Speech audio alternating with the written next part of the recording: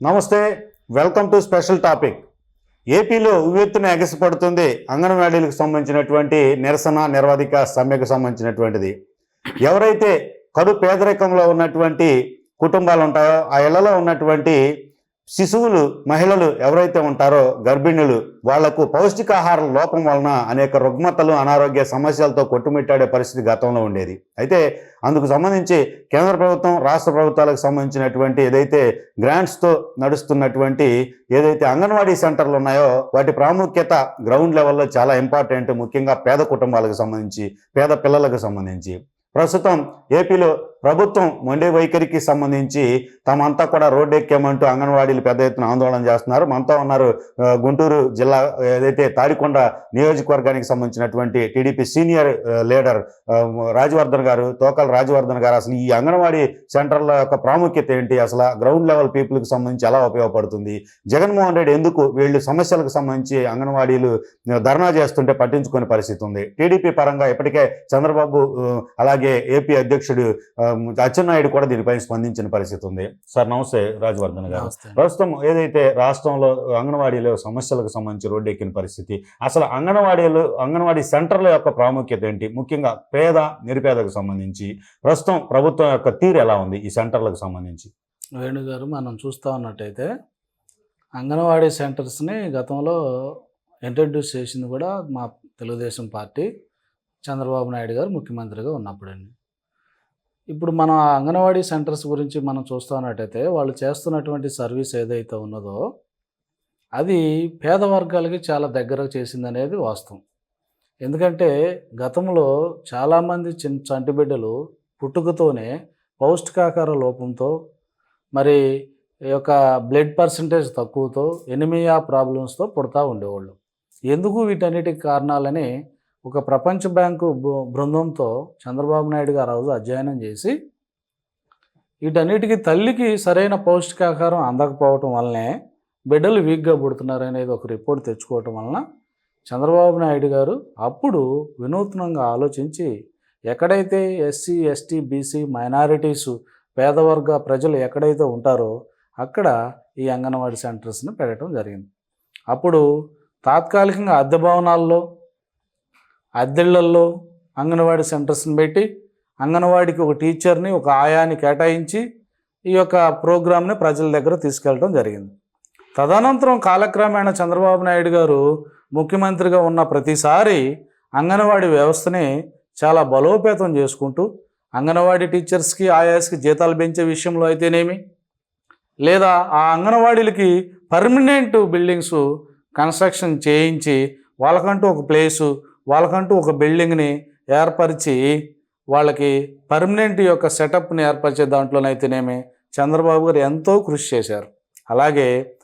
తల్లికి పిల్లకి ఇద్దరికి కూడా న్యూట్రిషన్స్ కావాల్సినటువంటి అన్ని పాలైతేనేమి, బెల్లం అయితేనేమి, మరి ఆ తర్వాత శనగలు అయితేనేమి, ఆ తర్వాత ఎగ్స్ అయితేనేమి, ఇట్లా రకరకాల పౌష్టికాకరమైన ఫుడ్స్ పేద ప్రజలకి, తల్లులకి, మరీ ముఖ్యంగా పిల్లలకి ఫ్రీగా అందజేసి వాళ్ళ యొక్క డెలివరీ అవ్వడానికి కానీ, డెలివరీ అయిన తర్వాత కానీ వాళ్ళకి కావాల్సినటువంటి శక్తిని, ఆ ఎనర్జీ లెవెల్స్ని కాపాడే దాంట్లో చంద్రబాబు నాయుడు గారు ఎంతో కృషి చేశారు.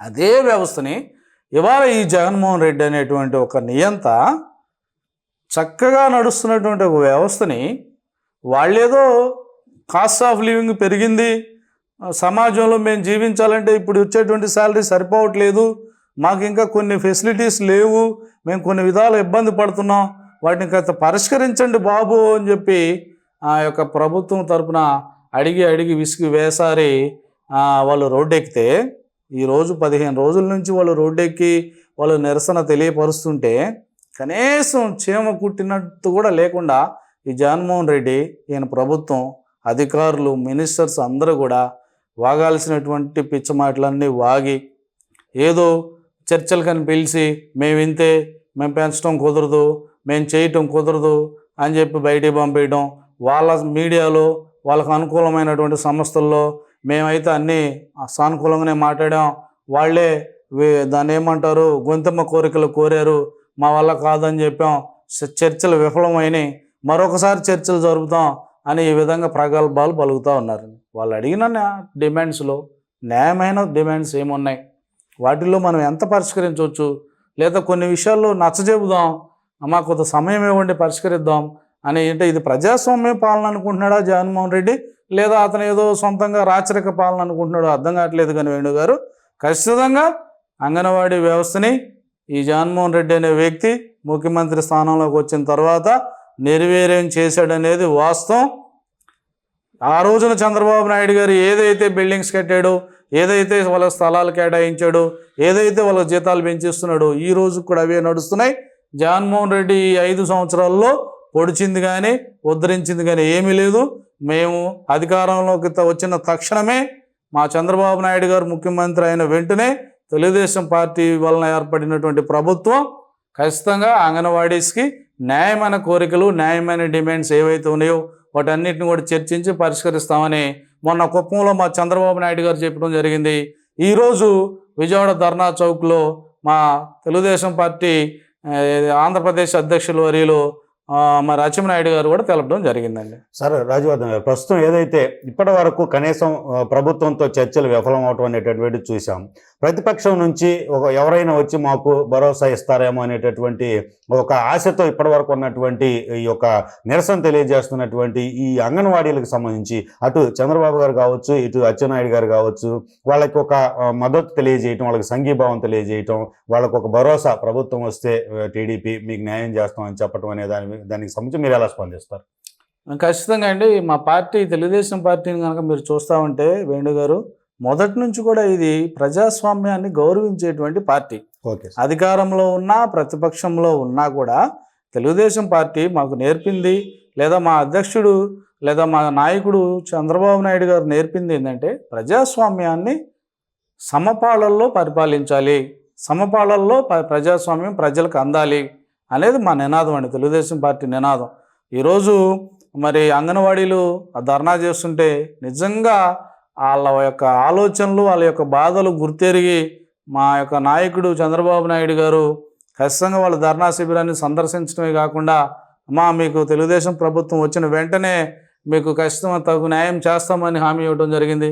ఈరోజు మా పార్టీ అధ్యక్షులు అచ్చెన్నాయుడు గారిని కూడా ఈ భారీ ధర్నా కార్యక్రమానికి విజయవాడ పంపించి తెలుగుదేశం పార్టీ తరఫున నువ్వు ఈ హామీ ఇచ్చిరా అని చెప్పి మా అధినాయకుడు చెప్తే మరి మా పార్టీ అధ్యక్షులు వెళ్ళి మాట్లాడి రావడం జరిగింది.